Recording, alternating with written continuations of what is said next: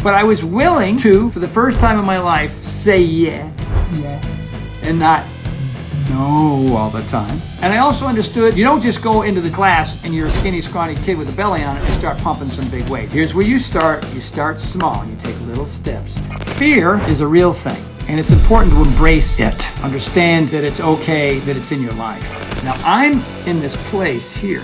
I'm not down there. And if it wasn't for exercise and eating right and mindfulness and my supplements and my friendships and Shauna, I mean, let's face it, it's Shauna. But now I'm starting kind of all over again. But the main goal for me that helps me deal with the fear of that is Hello everybody, it's me, it's Horton. How are you today? I'm in Los Angeles. I was in Mammoth Mountain. I was in Mammoth, California, and I was skiing with some friends, my buddy Brian and his sons and my friend Vache, and we had such a good time. Anyway, and I'm back and I'm fresh and I'm relaxed and I love being in the altitude, and it snowed, it was spring, and then it was winter, it was gorgeous. But today I want to talk about one thing in particular that affects almost all of us. And if it doesn't affect you, you're a superhuman. I don't know who you are. And that is fear. And how debilitating that can be. And also how important it is to have a certain degree of fear in your life so that you don't just jump off a cliff in a squirrel suit, never having done it before. All right, so I'm going to give you a little history about my experience with fear. And how I kind of overcame it to a certain degree. I still have a certain amount of it, obviously, in my life because I don't want to die. I don't want to be, destroyed in any particular way. But there are ways to sort of mitigate it and deal with it and take small steps when it comes to it. And then I want to read something that I kind of pulled up. I mixed a few things together that I liked. Did some research. And in that research, there was something that I found that I think is really kind of apropos, really going to hit the mark for all of you. I'm going to just read it out loud all the way through, probably stumbling and bumbling my way through it, but I think it's really powerful. It's right here. It's about a page and a half. It's pretty good. So, and as many of you know, I'm going to be repeating myself here from other, if you follow me a lot and you see kind of the stuff that I deal with, the things I've had to deal with and the stuff I deal with now. So here we go. This is me, my story with fear, and maybe some of you can actually relate to this. And I think I have some pretty well-educated reasons on why I was the way I was for so long. And a lot of it has to do with, upbringing and peers and lack of mentors and coaches and teachers that could kind of help me figure stuff out. And also my fear of asking for help, and that was, and that way, the fear just lingered. And, so as a little kid, we moved around a lot. I think that had a lot to do with it because I was always having to adapt to different neighborhoods and schools and teachers and friends and lack thereof and whatnot. And then, of course, my parents were under a certain amount of financial strain. My father was in the Army early on. And so, he was off doing Army maneuvers and stuff. He was a tank commander. He was a lieutenant in the Army, and then he got into he was a plastics engineer, and then he got all these different jobs, promoted and maybe demoted. We didn't, as kids, we didn't get. My parents didn't get into the weeds with why we kept moving, and there's probably some things that we'll never know. But I do know that it created a lot of financial stress in our house, and there was a lot of tension. And you're a little kid with a speech impediment, right? Moving from school to school and town to town, and then we were pretty well taken care of, though. We always had food on the table. We never had to, never got kicked out of our place or anything. I mean, we had very small homes, nothing too fancy for us back in the day. And we all got my sisters and I all got our colleges paid for, which, my parents saved and scraped. And there was always something under the tree for us at Christmas time, but I think most of my fear at that point came from the fact that maybe to some degree it was genetically already ingrained in me. I used to think that. I would think, well, why am I so freaked out all the time? Why am I so fearful all the time? Why am I so afraid? Why am I so inhibited when it came for me to get outside of my comfort zone? And I didn't think I was all that different than other kids. Other kids were, and there was the whole spectrum. Maybe you had that as I don't know where you are on that fear spectrum. But there just seemed to be certain kids, between the ages of 5 and college that just went after it. You know what I mean? They were super tenacious, and they were really athletic, and they were good students, and they were very articulate, and they asked for what they needed, and there was everything from that all the way down to where I was, right? A kid who could not articulate a lot of the things that I was trying to get across, and was always stuttering and stammering. You know, I think I've mentioned a million times. I did some research on my speech issues, and it was called cluttering. And, you know, it just think of this, the name cluttering. It was really jamming a bunch of words too close together at a high rate of speed so that my brain and my mouth didn't work well enough so that they could get out in time, which created such panic because I could hear what was happening. I could feel what was that fear and trepidation and anxiety inside of me when I was just trying to have a simple conversation. And that was part of it. And of course, not being a good student, had a very bad, probably had ADD and ADHD, all these different things. But, you know, let's cut to the first periods in my life where I was being conscious of my situation, knowing what it was that I needed to do, or maybe not knowing initially.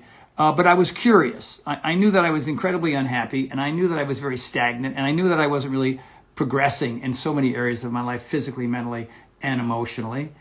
And I didn't have a very strong spiritual life growing up. We were Catholics, and we went to St. Catherine's Catholic Church in Trumbull, Connecticut. And at that time, we had a Vietnamese priest, because they had a lot of exchange stuff, like Americans would go to Vietnam, and you know it was kind of crazy. In the middle of the Vietnam War, and our priest for the entire time was Vietnamese, and nobody in the church seemed to care. Everybody, you know, whatever. He was up there because he was preaching the word of the Lord, and you know, my father was clipping his nails next to me, and I was, you know, messing with my sisters, and God bless the priest.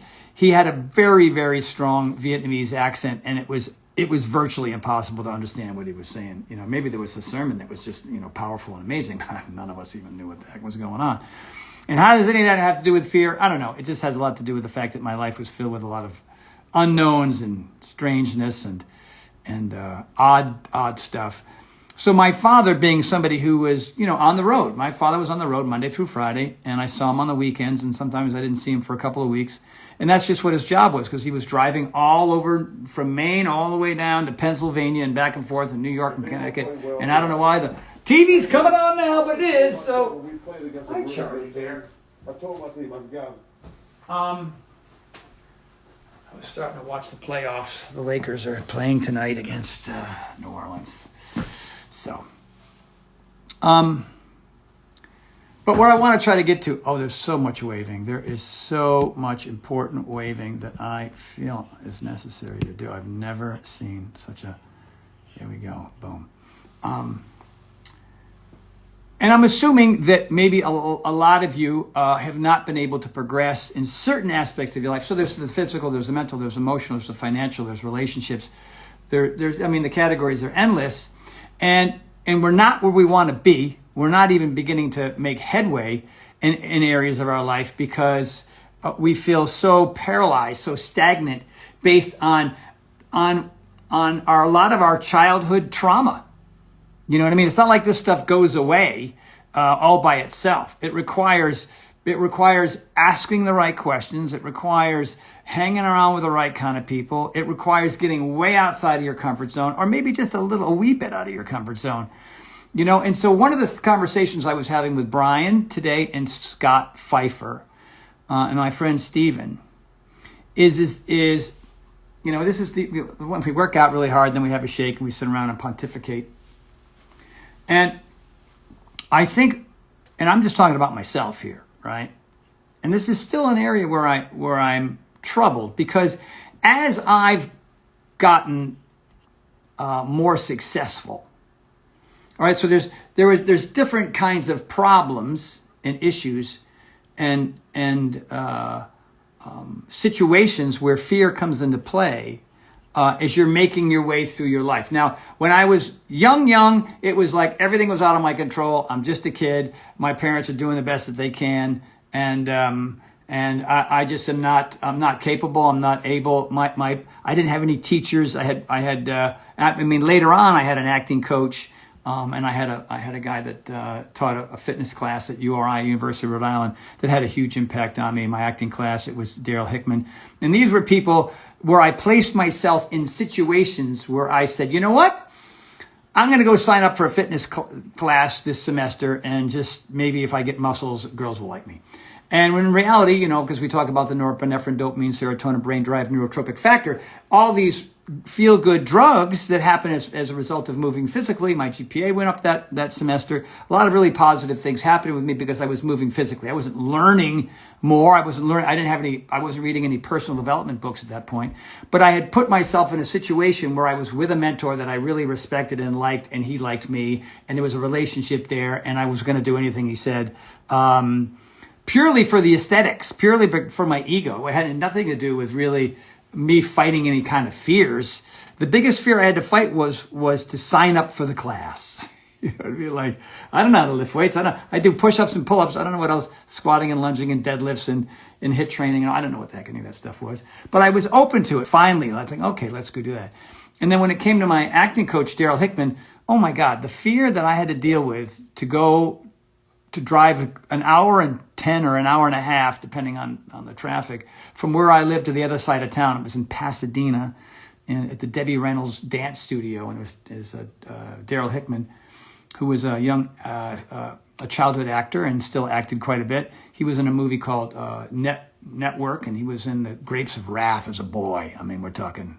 He's been a big Hollywood guy, and he would always suggest these personal development books and help us build our confidence, not only with our acting and everything else, but also just as better human beings. He said you got to be a well-rounded, productive person that's dealing with your fears as much as possible, so that you can end up in a place where if you show up for an audition, you're not gonna be petrified and freaked out and so nervous that you blow the audition. You got to walk in there feeling like you own the darn thing. And he would share with us not only his strategies and techniques as an acting coach, but also he would share with us a lot of the personal development books, and some of them are on the shelves behind me, that helped him not only become a better actor, but become a better man. And so these were the things that I was doing early on, 1980s, right? Beginning to kind of find myself, beginning to get outside of my comfort zone, beginning to take those steps to deal with the fears that were just causing such trauma and anxiety and angst in my life.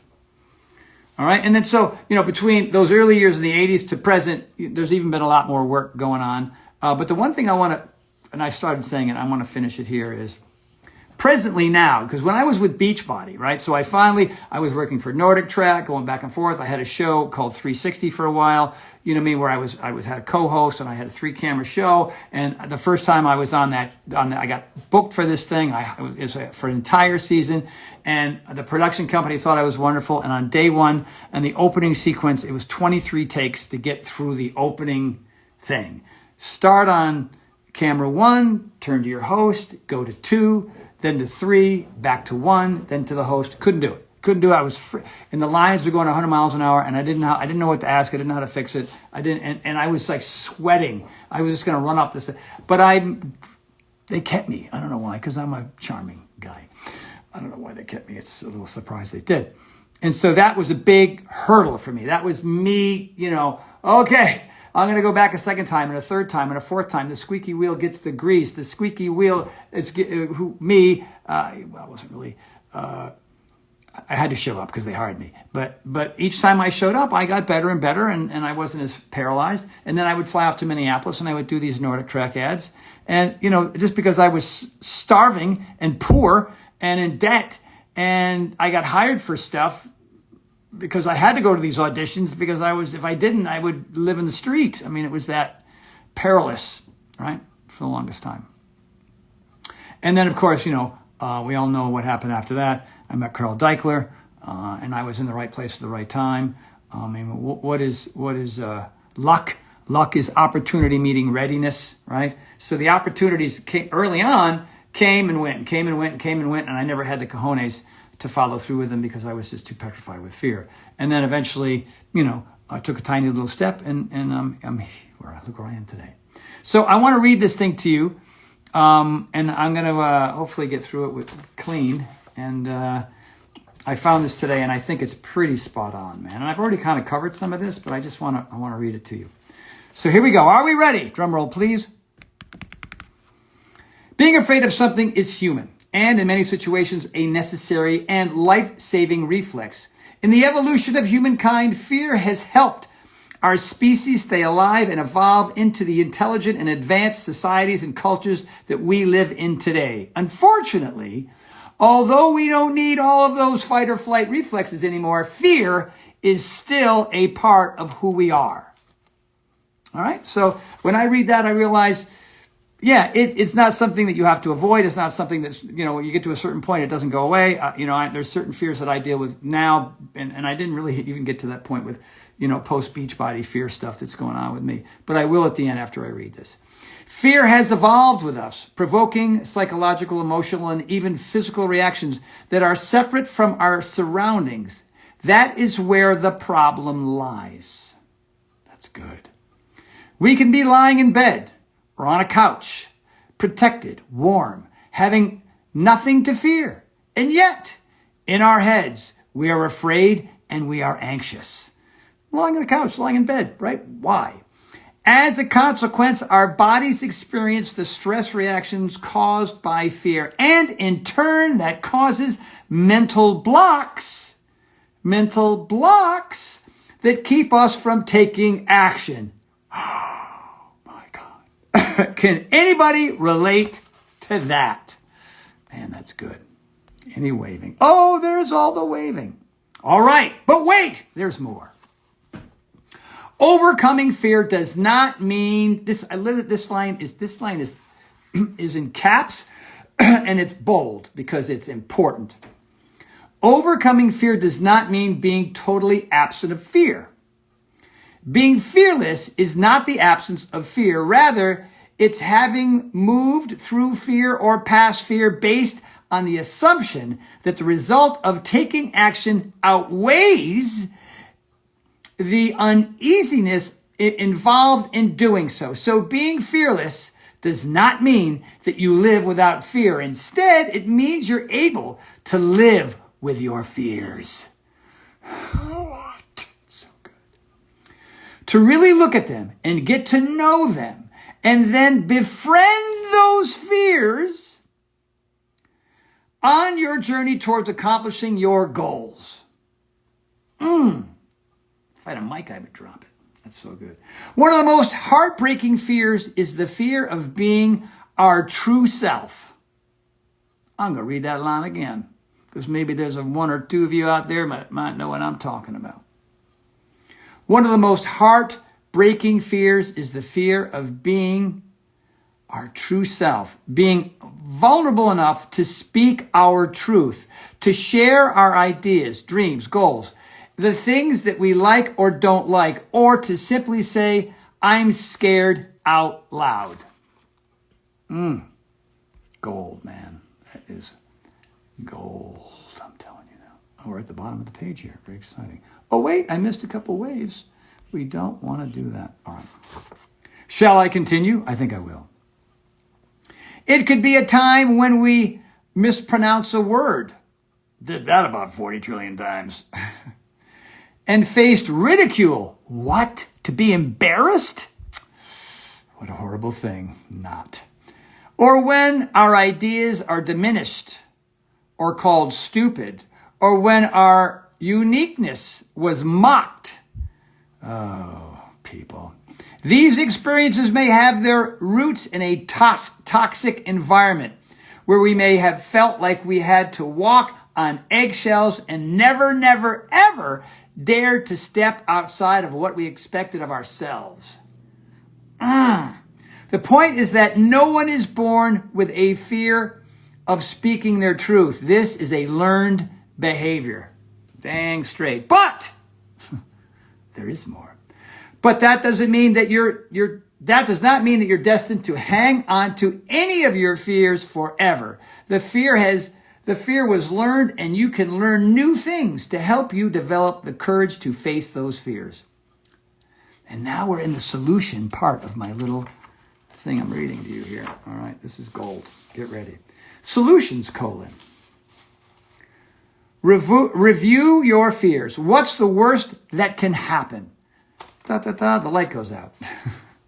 Now compare that worst outcome with the life you have if you don't pursue that passion, goal, or dream. Read that again.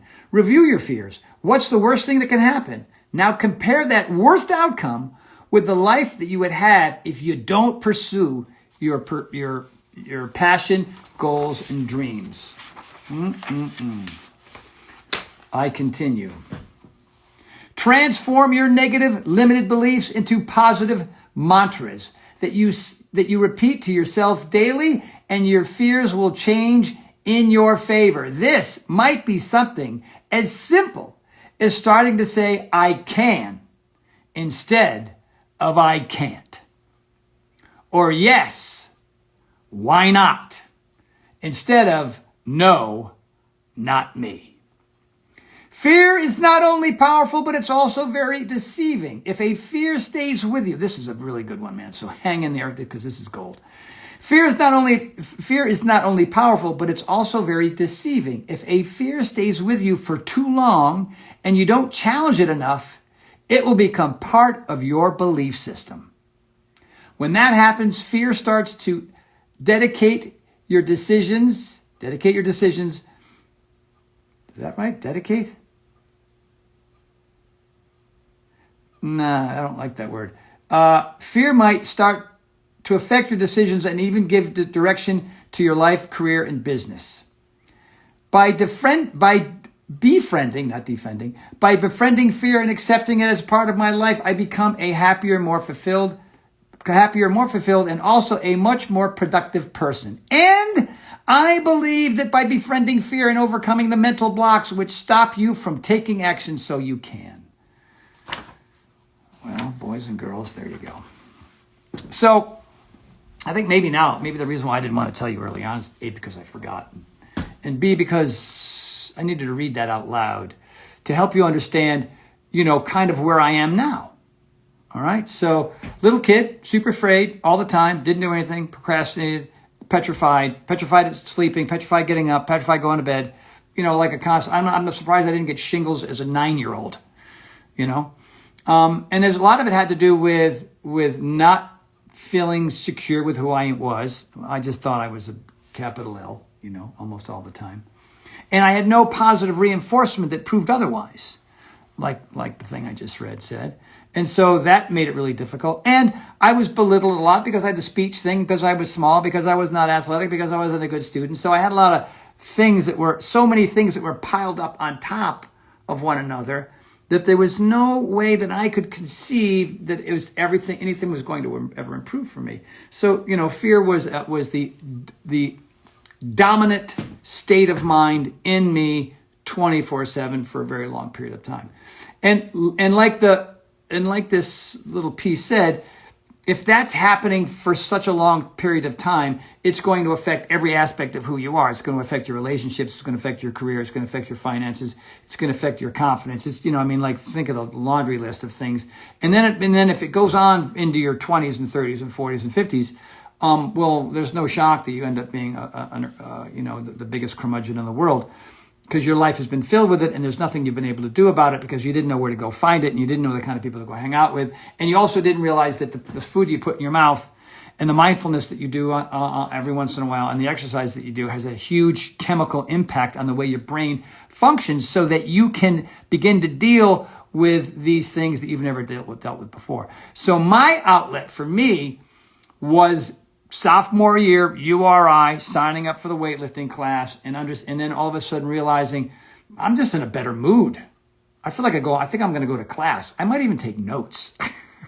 It was not like it was a book that I read. My first personal development book was after college. This was just the physical activity. And at that time I was still eating junk. I didn't have any money, so I was just eating whatever. I was eating ham sandwiches and hot dogs and birthday cake and Snickers bars and drinking Dr. Pepper and Pepsi, and I didn't think Mountain Dew was good for me, so I avoided that. But for the most part, it wasn't very good. But but I'm also an ectomorph. I'm a skinny kid, and I'm naturally pretty active anyway. And then when I added the fitness class 3 days a week, I believe it was, I think it was 3, could have been more. I just became a different person, and that was really the launch for me, you know.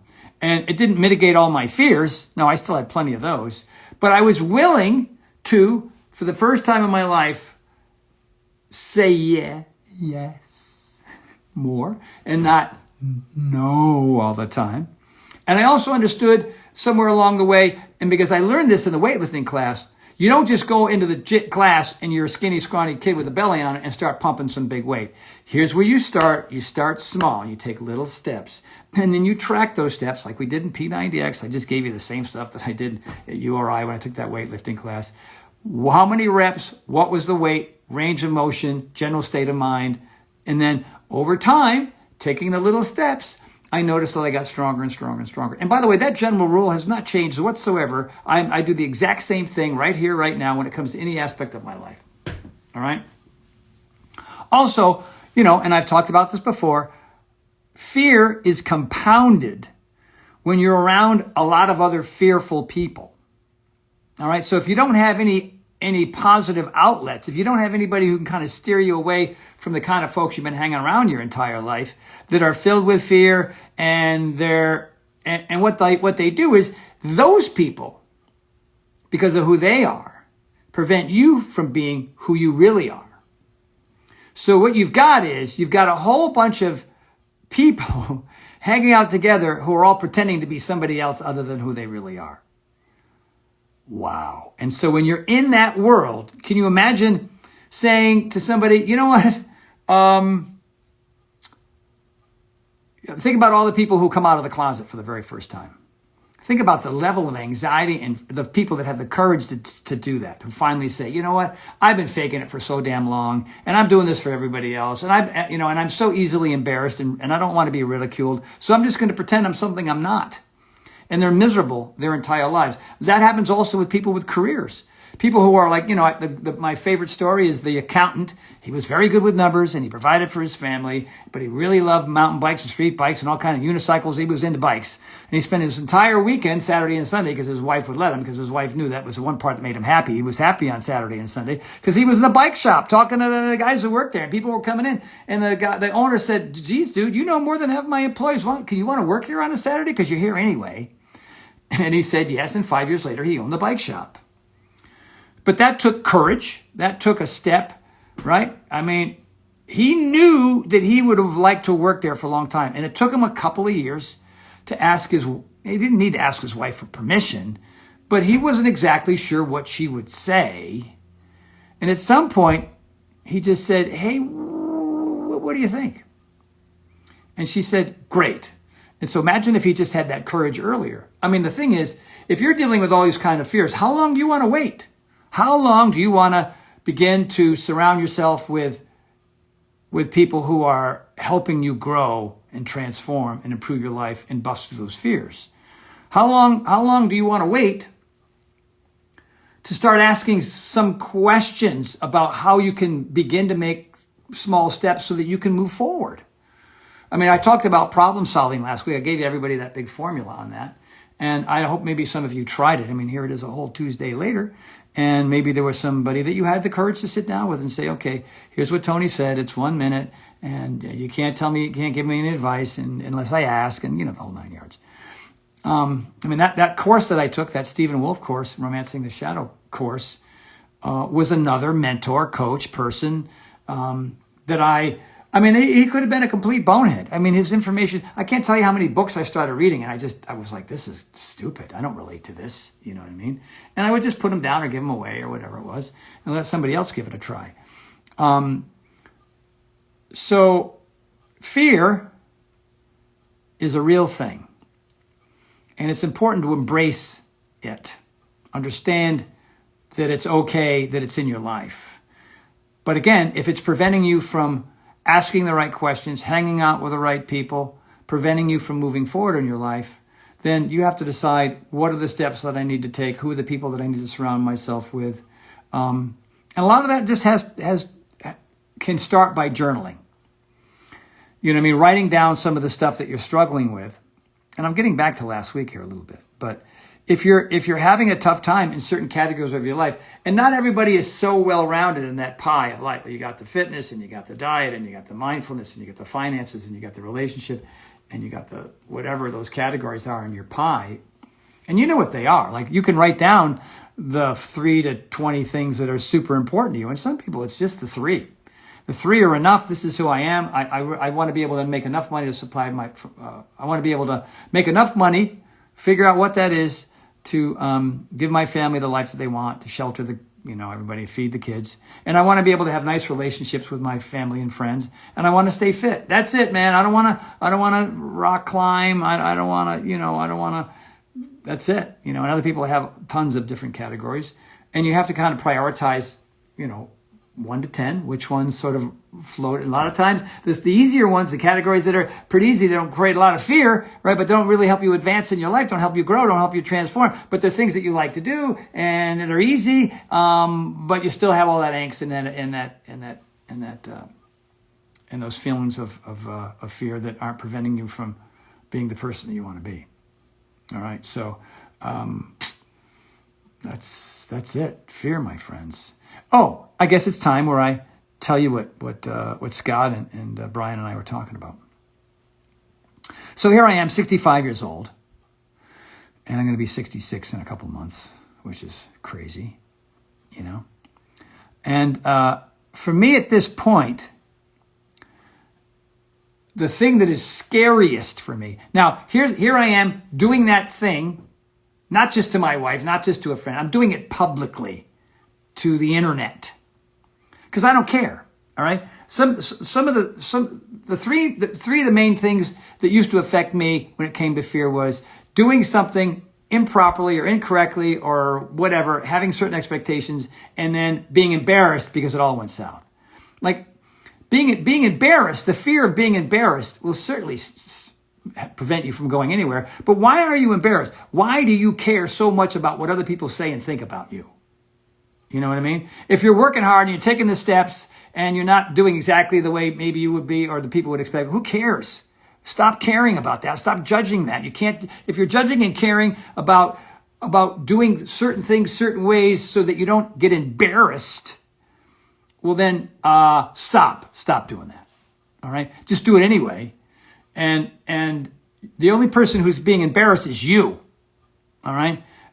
That's not something, who cares what, if you're caring too much and thinking too much about what you think everybody else is thinking, in reality, the vast majority of them are thinking too much about themselves. They don't even have enough time and energy to think about you and what you've done or haven't done or how well you've done something. You know what I mean? Like, be sincere and be honest and be authentic and show up. And if it goes completely to hell, and when you're used to being embarrassed, now you understand that being embarrassed is silly because you're thinking too much about what other people think of you. So it's pretty easy, in my opinion, and I've discovered this, years ago. Look, I don't want to be a complete jerk and be mean and be awful to people, right? I mean, and by the way, people who behave that way aren't embarrassed anyway because that's just kind of who they are. They don't understand that they're not very nice. There was a post today where some guy went off on me, like positive. And some guy just doesn't know me from hell and just tore me up. Like, what? And I wrote, geez, man, what's it like to be mean just for the sake of mean? I hope you're being kind. I hope you get a chance to be kind today. He didn't respond to that. So embarrassment, all right? Either you get over that or you don't. Either you continue to care way too much or you stop. I mean, to me, that's pretty simple. And now when it comes to the health and wellness thing and exercise, I mean, think about who you have to be if you want to be strong and you want to be flexible and you want to have great cardiovascular endurance and you want to have great mobility and you want to have, you want to be sturdy, right? You want to be durable. You don't want to be vulnerable. That's a 5 to 6 day commitment of physical discomfort / pain for the rest of your life. Like, think about how for a lot of people that is so hard and so daunting and so miserable. Like, there's no way, Tony, I'm going to get down on the floor and I'm 52 years old, not interested, not going to do it. All right. But because there's a lack of physical movement in a vast majority of Americans' lives, they are, and the clock keeps moving forward, and they keep getting older, and they keep becoming more vulnerable, and they keep becoming more, fragile, and they keep having more fatigue, and they keep having more pain. And all they got to do is eat better and move, even though it's hard. There's a fear with exercise of pain or injury. All right. Like I've watched two people in the same place, give or take, within 5 or 15 pounds from each other, same age, and one attacked and one was cautious. And the one who attacked, who got outside their comfort zone, their form was always good. They were always hydrating. They were always getting enough sleep. They were foam rolling. They were doing their mindfulness practices, yada, yada, yada. They understood that the pendulum swings in both directions. They busted through their fears because they had made a decision that from this point forward, I understand where I am. I'm honest with myself. I'm not afraid of where I am. I used to be. And I also understand that whatever this thing that Tony wants me to do, whether it's P90X or X3 or the Power of 4, PowerSync 60 or Primal Evolution or Brian Palatucci's Greatest Hits or Scott Morgan's program, something about trains. Sorry, Scott. He's probably listening. Fill me in, Scott, on that one. All right? Whatever it is, you got to continue to do. A lot of people want to do P90X 55 times in a row, right? They have a fear. Think about that. I've committed. I'm in. This thing is hard. The yoga's an hour and a half, but I'm in. But 18 times in, I don't want to do anything different because what brung me. Well, the point is that constant change all the time, introducing new movements are going to continue to give you the thing that you need. Even so, if you conquered the first fear and the next fear comes up, I'm done. I got my one fear. I ain't doing 2 fears and 3 fears and 5 fears, right?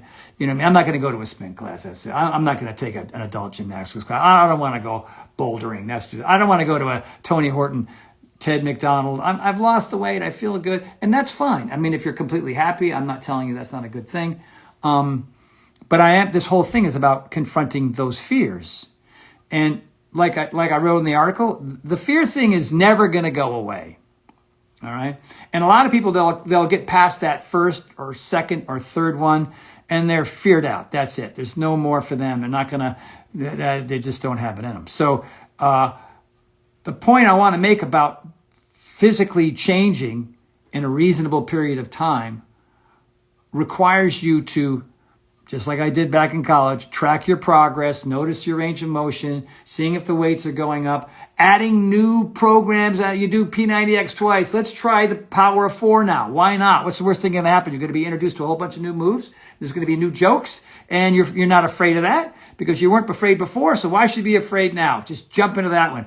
And then why not do PowerSync 60 next, right? The idea here is to give yourself a quiver, a repertoire of as many different opportunities as you can. And maybe it doesn't have to be my stuff. A lot of people go from what I do to CrossFit. And of course, if they have a good coach, a good trainer, and they don't get hurt, well, then maybe that's the way to go. Or maybe they start playing hockey again. You know what I mean? And they haven't played hockey. Or maybe they played soccer in college and they haven't played soccer in 20 years. And so they've added the soccer thing in. And now you're creating that community, right? Think about the fear of oh my God, I'm in my 40s and I haven't played soccer in 20 years. And I'm going to get in shape through one of Tony's programs. And now I'm going to just show up for intramural soccer with a bunch of strangers. Yes, that gives you a life. You're breaking through. The fears are going, gone. All right. And the one thing too that I have to say about fear is the fear of failure. All right. And the fear of failure is similar to the fear of being embarrassed. Because if you're doing something and you're trying something and you've failed, you probably get embarrassed because you finally had the courage, right? You busted through the fear for trying and it didn't go the way you wanted. And you think that failure or that inability to be able to do something you expected that you could is a terrible thing when it's not. It's just a lesson. It's just a learning step that you took. It's part of the journey. This is like when you hear that expression, enjoy the journey. Enjoying the journey is being okay with all the all the screw ups along the way. All right. being okay with the fact that you fell here and you didn't do that, right? And you weren't strong enough. And then, you hurt your shoulder a little bit. I hurt my shoulder. I quit. Or you just go to rehab, you know what I mean? And you work your other shoulder, your other leg, your other arm, and your core while this shoulder is rehabbing. That's what I always do. I tore my bicep tendon off, all right? And maybe years ago, I would have been afraid, like, that's it, I'm done, no more exercise. And a lot of people do that. They're done, they quit. But, I was doing half-hearted one-arm pull-ups. I was doing a lot of squats. I was doing a lot of abs. I kept like this, arms in a sling. And I kept moving, and I cut my rehab time in half because of all that oxygen and blood flow everywhere else that was going into my arm and helping accelerate the healing of my arm. And other people would just do nothing for 6 weeks because they were afraid, So, embarrassment, pain, injury, depression, sadness, failure. These are real emotions that will dominate every part of you. It dominates your personality. It dominates your curiosity. It dominates your confidence. It dominates your relationships.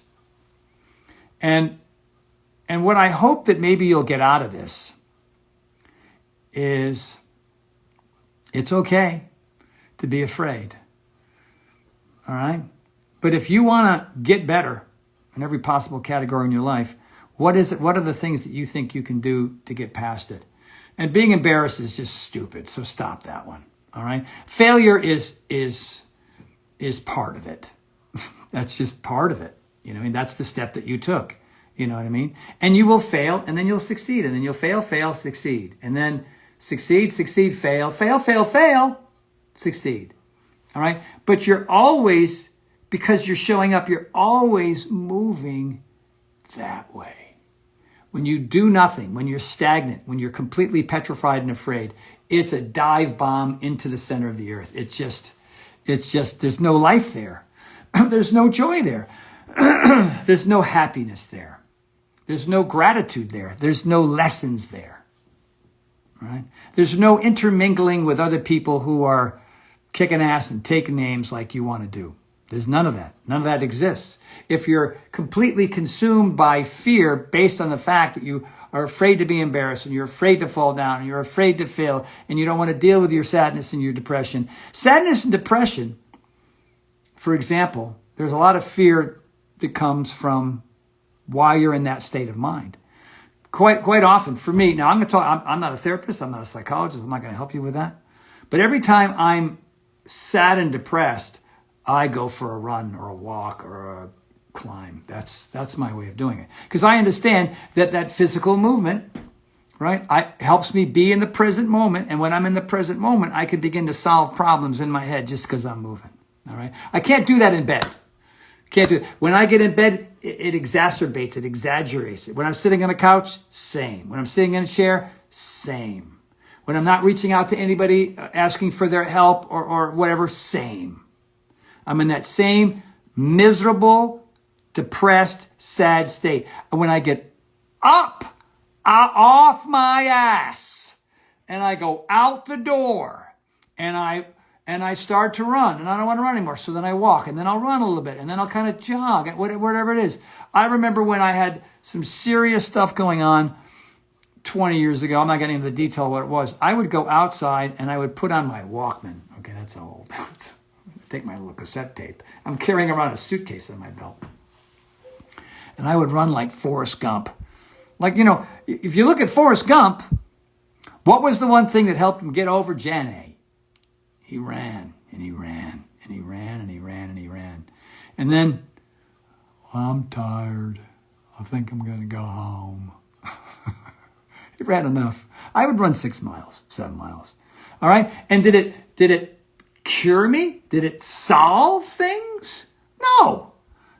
Those problems, those issues, those things that were creating sadness and fear were still there, but it was the oxygenated blood that made its way into my brain. It expanded the temporal lobe and the hippocampus that allowed me to think a new way, gave me the enthusiasm and the energy to begin to move forward. It allowed me to take the steps. See, here's the thing. If you're overweight, chances are you're overwhelmed. If you're overweight and you can't physically do a bunch of stuff, because when you're overweight, you can't.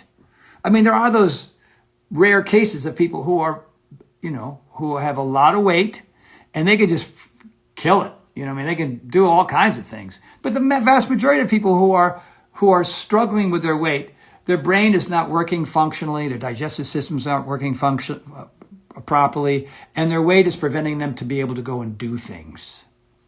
All right? But if you're sad and depressed and you're filled with fear, you're overweight, you can still go for a walk. And you'll come home from that walk and you'll go, I do feel better. Yoga does that for me because I love yoga because it's not just the oxygen in my brain part of it. It's the balance and it's the strength and it's the flexibility and it's the breath / mindfulness that happens from all of it. It's just the most important thing that I do, It's just, and it keeps me as young as anything. It helps me be, super durable when I try all the other things that I want to do, climbing ropes and pegboards and ninja courses and plyo on Wednesdays and, an hour and 15 minutes of cardio. It's the yoga that keeps the 65-year-old from getting hurt, all right? And it's the yoga and the mindfulness component and the breathing in yoga, much like with running, that changes my mindset so that I can begin to solve the problems that are creating these fears in my life. So, all right, I'm finally there. Are you ready? Here we go. Ever since I left Beachbody, and it's funny because I'm going to be seeing Carl Deichler, the CEO of Beachbody, on Thursday. We're going to do a podcast together, and it's going to be fun. We're going to talk about the old days and P90X. So I was broken, poor, and sad and terrible, and I was acting, and I was whatever, and I was doing Mime at the Pier, and I was building furniture, and I was just making my way, and I was in my 20s and 30s and even my early 40s, and whatever. It was, it was a mixed bag of some fun and some misery. But I showed up and I did the stand-up comedy, and I ended up signing up for acting classes, and I ended up with Second City LA and doing a fantastic Columbo. I got to tell you, can I ask you something? That's my Columbo. I'm here all week. Little tiny steps along the way, never knowing that one day I would meet Carl and we would create these programs. Started with Great Body Guaranteed, did Power 90, P90X, P90X3, Great P90X Plus, 22-minute hardcore, holocaust. Endless. But the relationship came to an end, right? And so from that period to the present, it has been because in the 20 years, here's what you're doing. Here's how much time you have to develop it. Here's when we're going to cast it. Here's where we're going to shoot it. Now you get to go home and wait for checks to come in the mail. Pretty good life. You know what I mean? Like, yeah, initially it was hard because it was all kind of new to me. You know what I mean? But the more you do, the better you get. And so when P90X rolled around, this boy was ready, right? Like besides, I taught those classes, those 12 workouts over and over and over live in front of a bunch of people. So when the camera turned on, it was 3 cameras and cast members I already knew. It was a cakewalk, right? And from that point forward, my confidence was through the roof when I did P90X 2 and 3 and on and on and on. You know what I mean? No nerves, no issues, just swing and hit that ball hard and have some fun and help people change their lives, pretty good. But when the relationship ended, the fear came back. And I still, to this day, because, I worked for Tonal for a while, and that was one gig. And then I have Power Life, which are my supplements, which is another gig. And then Sean and I are doing Power Nation, which is a gig. And then I have a speaking bureau that sends me around the country where I do live speeches.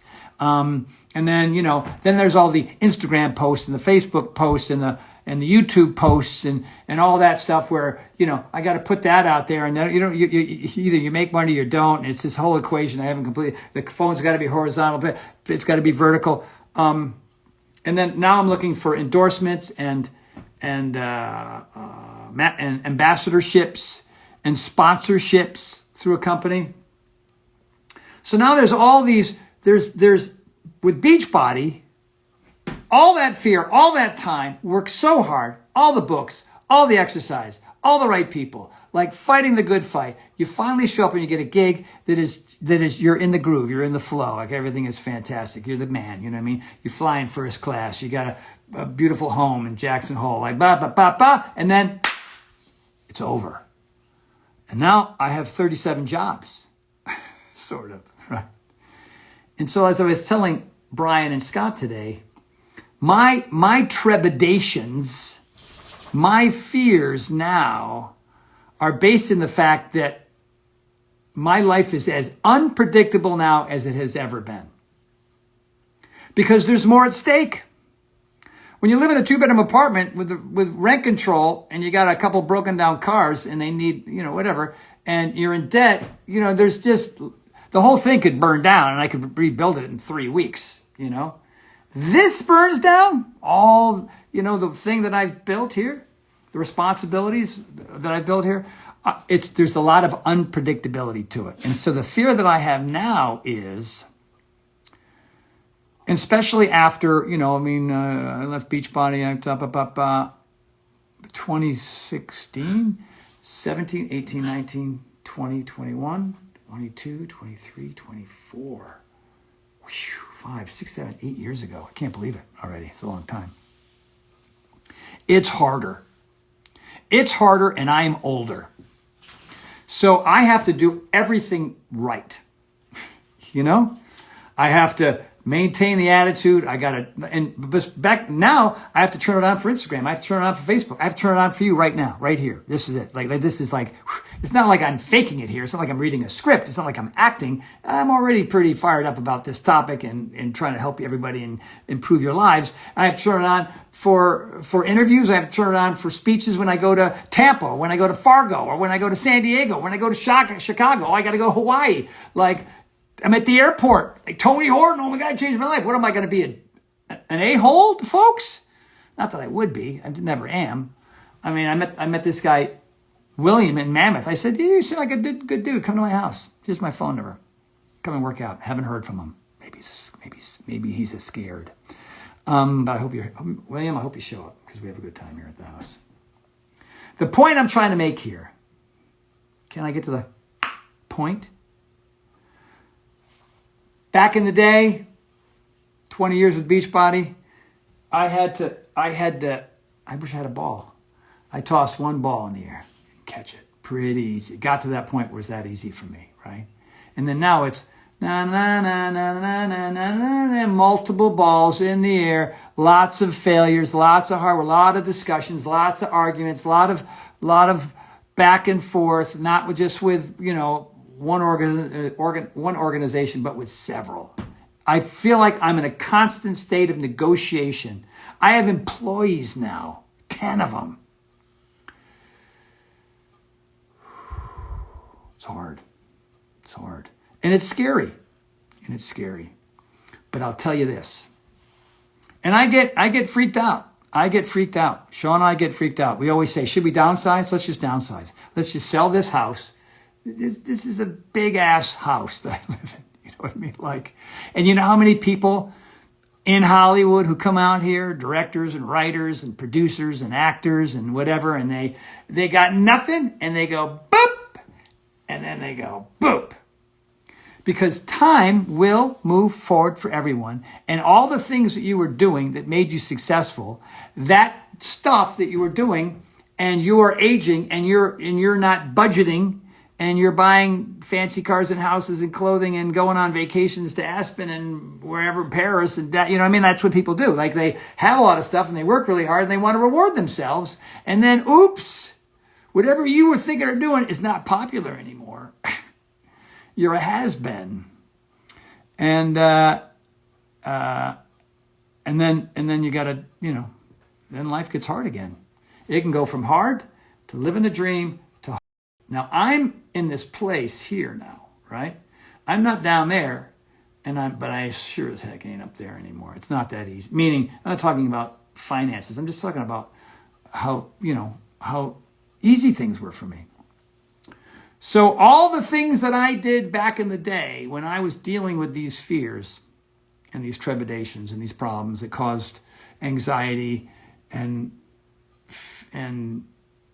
sadness and depression, I have to regenerate all that again. I have to begin to, find those practices and those behaviors and meet with the right kind of people and fight the good fight more than ever, right?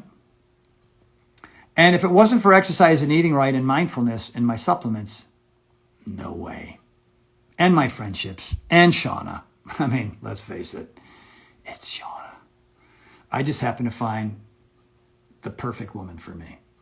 You know, I mean, she's amazing. She's amazing, and I love her madly. And she's in Missouri with her mom and pa there, and I miss the crap out of her. So I call her all the time. She thinks I'm like a teenager with my gal. But I can be very vulnerable with her and very honest with her, and she knows me better than anybody, and it's lovely. It's really quite lovely. And thank you for the hearts and the smiley faces. All right, so I'm not in an easy place. It's a hard place to be in. And it's a challenging place to be in. And it's a state of mind that could possibly create grotesque amounts of fear. But the salvation for me is that, for me, and by the way, this might apply to you. This might bring some solace. This might help change you.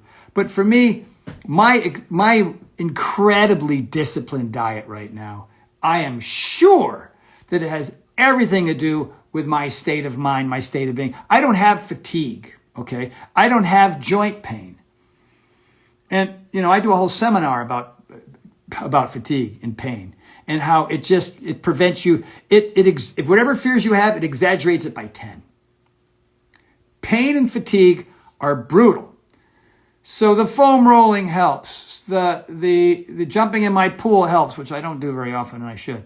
I had a cold plunge, but I gave it to Brian. But I might get another one. Who knows?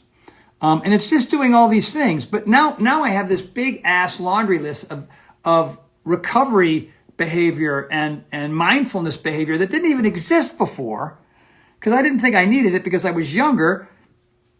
And I was the P90X guy, and it was like raining right, for me. But now I'm starting kind of all over again. But the main goal for me that helps me deal with the fear of that is the quality of the work. It's the quality of when I go to the Power Nation website and I see what we've created, Shauna, created with her team. I'm proud of that. And I know that anybody who's signing up for, you know, going to powernationfitness.com or .org, and they're doing those programs, and I see that amazing feedback, it makes me go, yeah, man, 65, going on 66, still in the game, still, you know, changing people's lives. And it's all worth it. You know, it's all worth it. I'm glad I don't have a crappy job working in a lab, you know, coming up with cancerous chem gels for Dow Chemical. You know, I mean, whatever. And if anybody has that gig, you might want to change careers. Or Gore-Tex. They're in trouble right now, the Gore-Tex people. Papa, I'm stuck in one place. Are there any waving and waving and waving and waving and waving? In the hearts. I love the hearts. Waving and waving and waving and waving. Usually the thing goes up by itself, but I'm having to use my thumb here and wave. Oh my God. There is a panoply of waving, a cornucopia. So sorry, everybody. It took me so long to get to this. So what is the epilogue here? What is the conclusion? What the heck am I talking about? Fear is real. It's in your life. It's important. It's supposed to be, because it gets you off your ass. Or it consumes you and you die a miserable son of a gun. Those are your two choices. You know what I mean? You either take the steps, you meet the people, you read the books, you exercise, you eat right, you meditate, go for walks, play with your dog. You do all the things that are not, you know, that are part of your growth, part of your ability to be able to deal with all these different kinds of fears. Or you're just stuck, and then time keeps moving forward, and then you're exaggerating. Exaggerating is not the word I want to use. You're compounding the pain and the anxiety and the fear by waiting, by being stuck. And look, I don't know anybody that I'm talking to right now is a big fan of pain and fatigue and sadness and depression. All right? And the fear that those things compound. They compound the fear. Can you dig? Motown Express. Mary, thank you very much. Hey, right. Scotty Morgan's Motown Express. I have just started taking your plant-based protein. I love it. Do I drop my vitamin D3 I was on? Enough in the protein? Stop the vitamin D3. Take the protein. Notice if you notice anything different, like the quality of your skin or energy or whatever it is. And if it is, then get back on your vitamin D. But I would go solo here. Oh, so much waving. I want to read this last part again.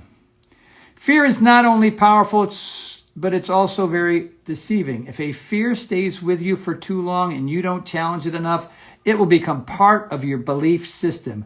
And when that happens, fear starts to dictate your decisions, even give direction to your life, career, and business. Oh, man. So take the little steps. Meet some new people. Have new experiences. Stop being embarrassed based on what you think people think, because they don't think anything. And even if they do, screw them. You know what I mean? Like, whatever. Be who you need to be. Let go of the facade. Let it go. Stop pretending to be somebody else because of the fear of who you really are isn't worth. But you know what? And if the people in your life finally discover who you really are, like you just break out and go, I'm this person. And they have a reaction.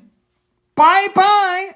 You know what I mean? Like, why should you suffer? Why should you not be who you need to be based on what other people expect you to be? That's insanity, man. No mas. Stop. Come out. I'm not talking about come out of the closet, but come out and be who you are. Like, I used to be a nervous little weirdo. You know what I mean? Like, I was so afraid of everything all the time. I ain't that guy no more. And now, look, I'm a fun, cool cat, man. I'm a good hang. I can actually put a sentence together now. Yippee-yi-yay. I can use words like Packerman-Dandick in a sentence. I don't know. Or columbaceous. I don't even think those are real words. Ba-da-ba-ba-da-ba. And I make mistakes, and I screw up, and I fall down, and yeah, so let's go. Let's be who we are, and be okay with that.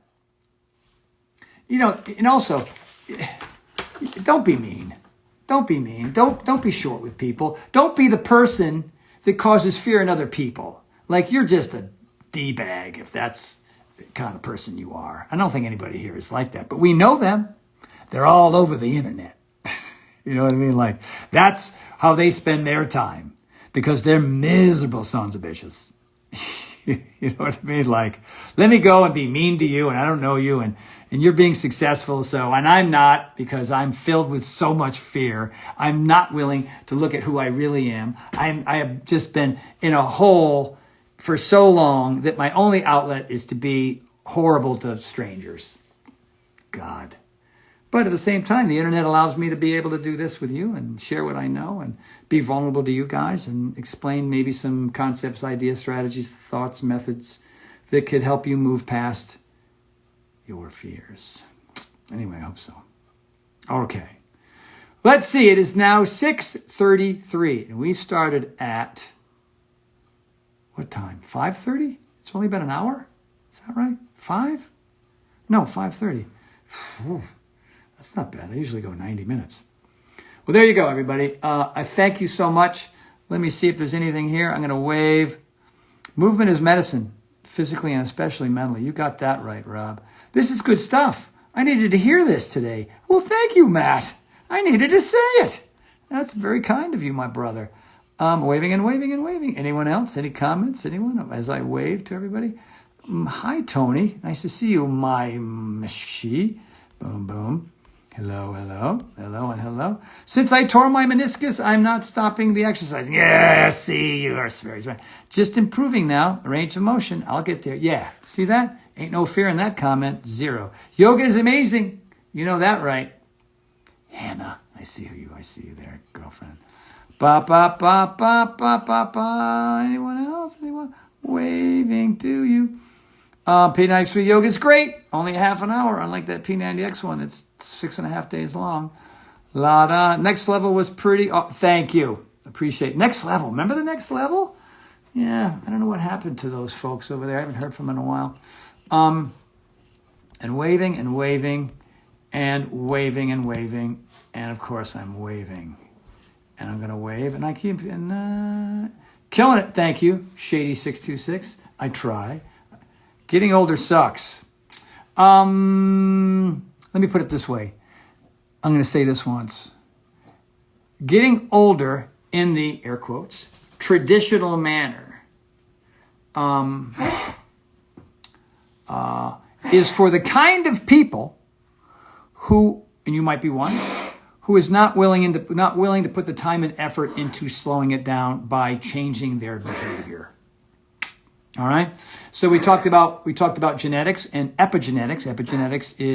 Genetics is mom and dad. They make you, and you're this person. And if you do like them, and you don't eat right, and you don't exercise, poor Teddy, he's got an esophagus. Huh? I am not beating him. That's just, he's 16 years old. He's an old dude. He doesn't bark anymore. He just does that. So again, aging in the traditional manner is for people who aren't willing to put the time and effort into slowing it down by changing their behavior. So if you change your behavior, look, I'm 66 in 3 months, man. What do I look? Tell me. I got good lighting. Right? I got the big screen. I got the fills in the stuff. You know what I mean? But and this is really like some guy went online. Yeah, Tony. Yeah. All that's true. If you dye your hair, what else did you write? If you dye your hair, which I don't do, I dye my beard. So if you wrote beard, I would have been cool with it. If you dye your hair, get Botox and plastic surgery. There ain't no plastic surgery in that neck, man. It's like 1, 2, 3, 4, 5, 6, 7. Yeah, maybe one day I will, and I'll tell you if I do it too. Pull all that crap back. But presently, I don't give a crap. Yeah, to be honest, imagine brutally honest. And by the way, if you're afraid of being honest and authentic, and all of a sudden, you make that switch, you just go, I am done putting on airs, putting on a show, pretending I'm somebody else, and I'm just going to be me. Watch what your friends do. The close ones, the good ones, the authentic ones, the kind and caring ones will stick around. All the boneheads who you thought were okay, they won't be. They will just go. They will head for the hills, or they will lambaste you till the point where you just go, wow, you have revealed yourself. But then again, that will set you free. That will set you free. It'll be hard, and it'll be painful, and it'll be scary. That's happening. You up for it or not? Because you're going to come out the other side, woo-wee, feeling good. You know what I mean? As a trainer, what books, CUI courses, certification would you recommend? NASM is top 10. What is mine? I forget what it's called. I got it up here. I got a little. Mine is the National College Exercise Professionals. It's one of mine. But NASM's considered the best. But a lot of stuff is so antiquated, and a lot of these certifications are like, wow. Fitness is changing so rapidly. All the ideas and concepts about fitness are changing so rapidly that a lot of the certifications are not keeping up with the changes. Fear makes a lousy guide. It doesn't care where you're going. It just wants you scared when you get there. Bob Goff. Thanks for the talk, man. You're welcome. Waving. Boom. Always inspirational. Well, thank you, Scott Edge 1979. Thank you, Tony Horton. Just finished Base Power. Oh, isn't that a good one? Base Power is a good one. Hi, Lola. Do you want to eat dinner? I think my dogs want to eat, so I better take care of them. Getting older does not have to suck. Take control. Dang straight. All right. Dang. Yeah. I mean, a lot of people, when they're actually older, like they're past 50 and they haven't really done much about it prior, it can be a monster in the house. It really can be.